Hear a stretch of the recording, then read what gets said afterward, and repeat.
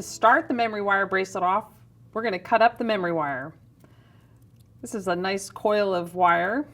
So just want to get in there and cut a few rings off to make it a little more manageable to work with. And using memory wire shears, which is crucial when working with memory wire. You don't want to ruin your good cutters, and these are meant for cutting memory wire. We'll cut off a nice little section to work with. And so that I can start stringing the beads, I'm going to form a simple loop on the end. And that'll be my stop and hold my beads in place.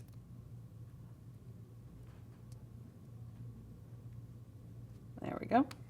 Get a nice loop on there.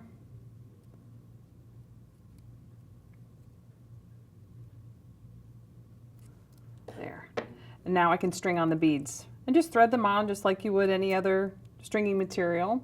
And because it's so nice and stiff, it's actually a pretty easy material to string your beads on too. So we have our beads all strung into place. And then in here, I've also mixed in spacer beads. And those are a nice accent as well as help the beads spiral around and have a little bit of flexibility. To finish the bracelet, we'll form another simple loop. And that will hold all of the beads in place. So now we're completely one piece, two simple loops on the ends, and the bracelet in essence is complete. However, we've got two loops here that are ready and ripe for embellishing.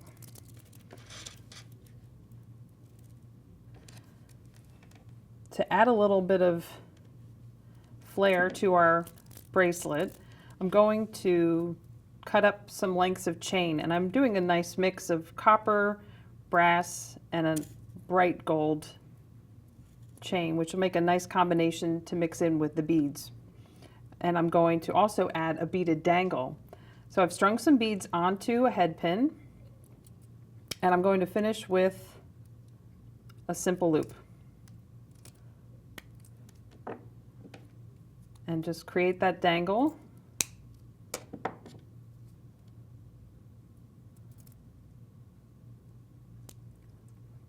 That'll just give the end of the bracelet a nice little extra touch, as well as works really well with the beads that are already in the design.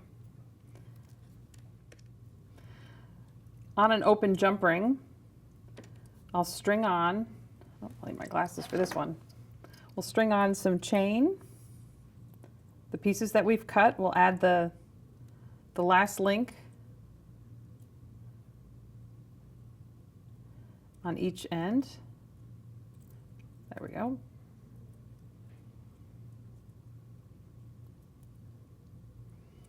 Gather those all up, and we'll add the loop from our dangle, the loop on one end of the bracelet,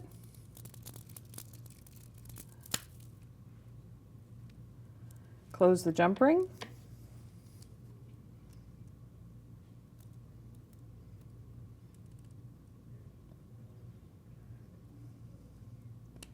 make sure it's closed well. Repeat on the other side, and now the bracelet is ready to wear. To this point, we've amassed quite a nice collection of different colors, a beautiful palette of beads, and we've got a nice amount of leftovers that'll work really well in the charm bracelet, which is up next.